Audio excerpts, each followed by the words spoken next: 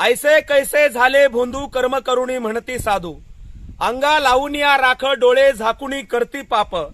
अशीच काहीशी परिस्थिती बारस्कर नामाच्या व्यक्तीची झालेली आहे.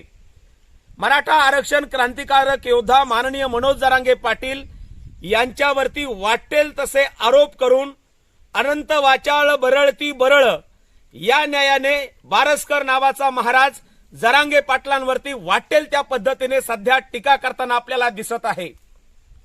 तो सांगत आहे की मी जरांगे पाटलांच्या सोबत होतो आणि अचानकपणे त्याला असा काय साक्षात्कार झालाय की त्याने जरांगे पाटलांवरती टीकेची झोड उठवायला सुरुवात केली आहे आणि महाराष्ट्रातल्या मीडियाला सुद्धा असा काय साक्षात्कार झाला आहे की त्याला बोलावून चहा बिस्किट देऊन त्याची पत्रकार परिषद घेत आहेत. हे सगळं चित्र बघितल्यानंतर संशयास्पद चित्र दिसत आहे. मराठा समाजामध्ये कुठेतरी फूट पडावी, जरांगे पाटलांची बदनामी करण्याची सुपारी जणू या बारस्कर महाराजांनी घेतली आहे. हे बारस्कर महाराज स्वतःला कीर्तनकार म्हणून घेतात, हे बारस्कर स्वतःला संत म्हणून घेतात. हे बारस्कर महाराज याच्याही पुढे जाऊन त्यांनी कळस केला. ते म्हणाले की मी जगद्गुरु तुकोबरायांचा वंशज देखील आहे.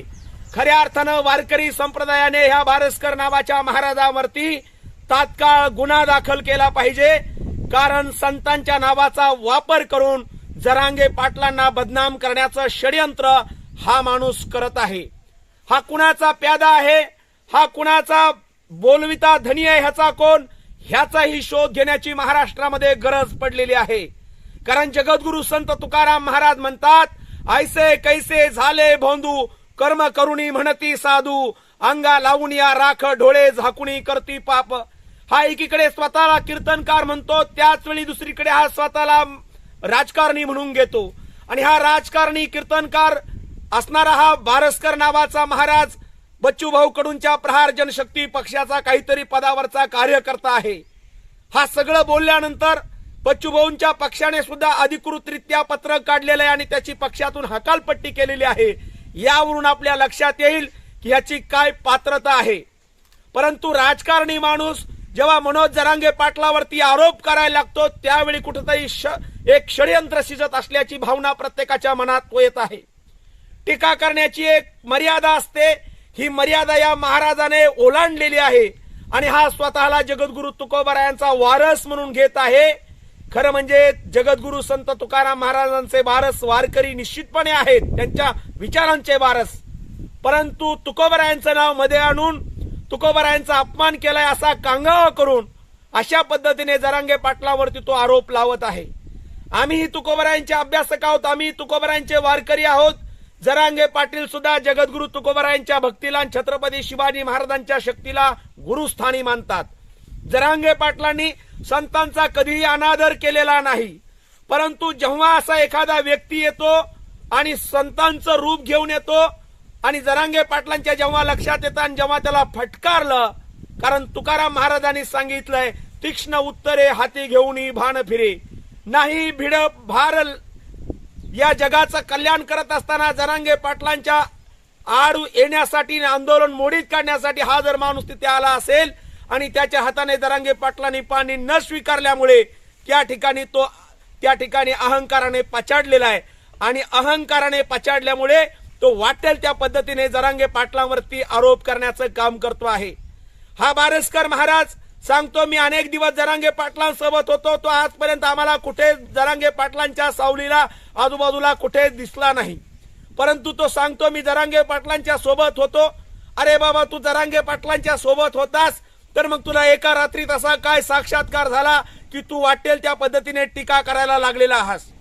तू कितीही प्रयत्न केलेस, तू कुणाचाही हस्तक म्हणून काम करण्याचा प्रयत्न केला तरी लोक तुझ्यावर विश्वास ठेवणार नाहीत. या ठिकाणी जरांगे पाटलांना बदनाम करण्याची सुपारी तू कुणाकडून घेतली आहेस, त्यांची नावं थोडीशी जाहीर कर आणि हे बोलवते धनी देखील लवकरच पडद्यावर आम्ही आणल्याशिवाय राहणार नाहीत. माननीय मनोज जरांगे पाटील हा निरपेक्ष योद्धा आहे. जगद्गुरु संत तुकाराम महाराज म्हणतात, जे का रंजले गांजले त्यासी म्हणे जो आपुले, तोची साधू ओळखावा देव तेथेची जाणावा. एखाद्या साधू पुरुषाप्रमाणे जरांगे पाटील गोरगरिबांच्या कल्याणासाठी काम करत आहेत आणि गोरगरिबांच्या कल्याणासाठी काम करत असताना जसं जगद्गुरु तुकोबरायांना त्रास झाला, माझ्या छत्रपती शिवरायांना त्रास झाला, जसा आपल्या महापुरुषांना त्रास झाला, तसंच या ठिकाणी या काही औलादी जरांगे पाटलांना बदनाम घेण्याची सुपारी घेऊन त्या ठिकाणी पाटलांना बदनाम करण्याचा प्रयत्न करत आहेत। परंतु जरांगे पाटलांनी उभा केलेलं काम, त्यांच्यावर महाराष्ट्रातल्या असलेला जनतेचा विश्वास जरांगे पाटलांनी वेळोवेळी त्या ठिकाणी सिद्ध करून दाखवलेला आहे। अरे बारसकर महाराज, कधीतरी या अंकुशनगरला जरांगे पाटलांचं घर बघा, त्यांची लेकरं बघा, त्यांची पत्नी बघा, आजही ते या परिस्थितीमध्ये झगडत आहेत, संघर्ष करत आहेत। अरे बाबा, जरांगे पाटील हे निस्वार्थी योद्धा आहेत आणि तुझ्यासारख्या भोंदूने जरांगे पाटलांवरती टीका करणं हे कितपत योग्य आहे? आजपर्यंत महाराष्ट्रातले नामवंत सगळे कीर्तनकार रामरावजी ढोक महाराजांपासून ते इंदुरीकर महाराजांपर्यंत आणि आमच्या पवित्र नगद नारायणगडाचे महंत गुरुवर्य शिवाजी महाराजांपासून ते महाराष्ट्रातला प्रत्येक कीर्तनकार जरांगे पाटलांच्या पाठीशी उभा आहे। इतिहासाची पुनरावृत्ती होत आहे।